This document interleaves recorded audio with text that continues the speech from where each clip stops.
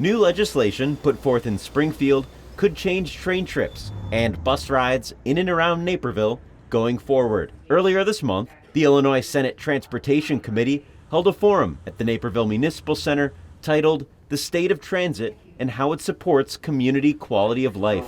The hearing on August 9th was the third in a series of meetings on the issue held around the state. In 2026, state officials expect a $730 million transit deficiency in the budget, as federal COVID-19 funds for Illinois will run out. The proposed solution to the shortfall, the Metropolitan Mobility Authority Act. The legislation would combine Metra, PACE, the Chicago Transit Authority, and the Regional Transportation Authority into the Metropolitan Mobility Authority. MMA riders would pay a universal fare, no matter which form of transit they choose. Discussions in Naperville stretched over 4 hours, as the Transit Committee heard from area residents, local leaders, and public transit officials. The first panel featured 5 area residents, including Villa Park's Alan Leishman. He represented the Active Transportation Alliance, a public transit advocacy organization that operates throughout Chicagoland. Leishman said the proposed MMA was a step in the right direction. You'll have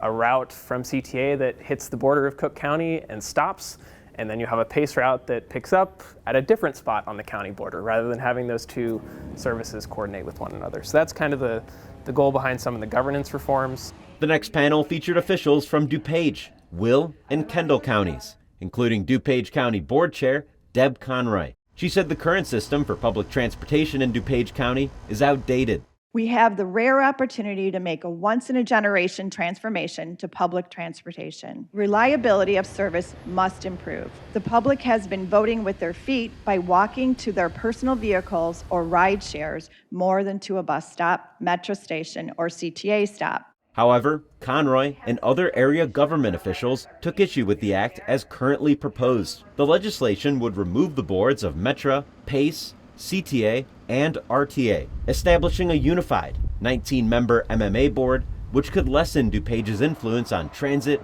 around the state. With only one DuPage MMA representative proposed in the initial legislation, DuPage County Board member for District 5, Patty Gustin, echoed Conroy's concerns. The board setup is heavily weighed for Chicago and Cook County, getting most of the votes, if not all of the votes. So there's some unfairness, I would say, or imbalance in that proposal. The committee also heard from a panel of transit officials from the organizations that could be merged under the proposed legislation.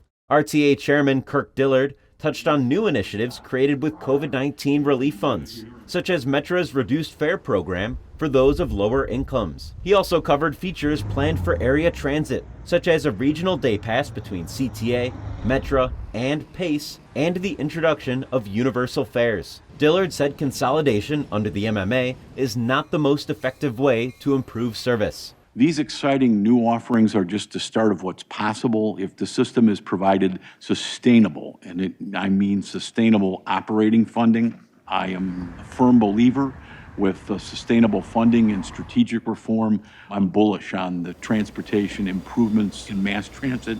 Reporting for Naperville News 17, I'm Will Payne.